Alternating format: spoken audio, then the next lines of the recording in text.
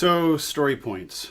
Very great story about story points, which was we're working for a large company in Philadelphia, and there was a senior vice president there that wanted to make sure that all of the work in the company was predictable and uniform and that he could plan for it.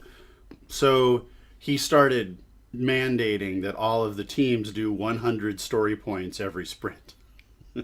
which he got his wish, right? Because story points are meaningless. Fibonacci scale is completely meaningless, so they just said, okay, blah blah blah blah blah, we'll do this, and that equals 100. So they don't communicate anything. They don't do what they're supposed to do. So what do we tell ourselves about story points? We tell them that they're a measure of complexity. Are they? Are they really? I will tell you that they're not. Because what I've had happen several times is I've sat down with teams and they've gone through their whole sprint planning, and I've said, okay, there was a pretty big spread here of like from 2 story points all the way up to 13 for this one particular story. You ended up settling on 5. But what does that mean? I said, well, it means that the team, decided that overall we thought it was a 5. I was like, what does that mean?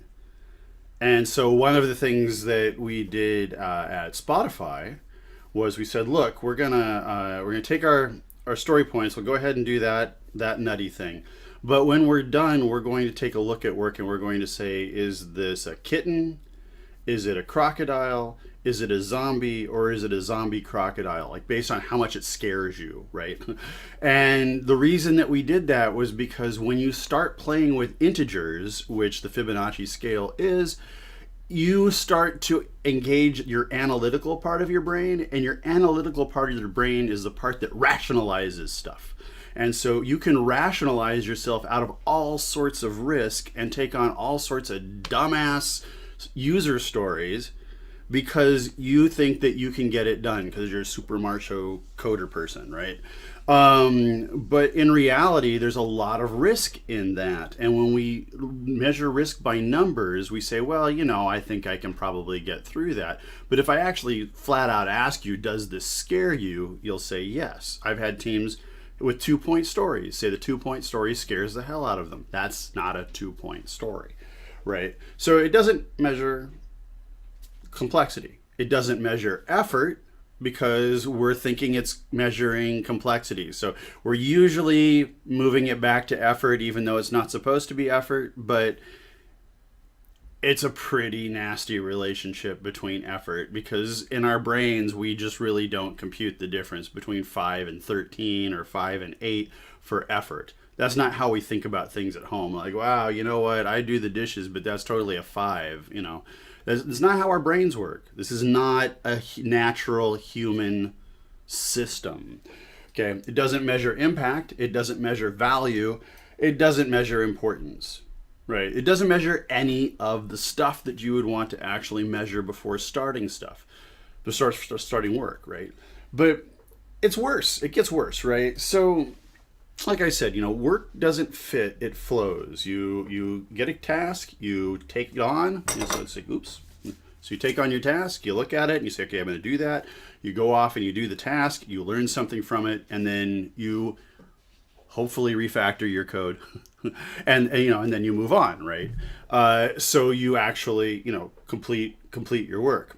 When we are smashing stuff into 2 weeks, we're driven by the deadline, so we try and get stuff done by the end of the 2 weeks, which doesn't work very well, and that leads to the planning fallacy. It leads to what we talked about earlier with Hofstadter's law, where we will take those complex tasks, we will intentionally underestimate them because we feel like we need to get them done.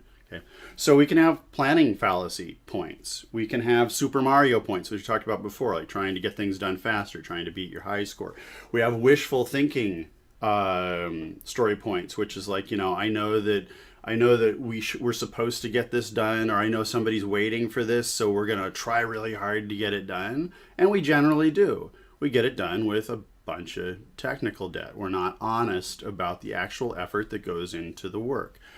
We have peer pressure points where we're in a meeting and a sprint planning meeting, and we think it's a 13. Everybody else thinks it's a 2. We say, oh, screw it, it's a 2, right? But it's not. You as a professional, you know that it's not. There's something in that is worrying you. It's not an honest conversation.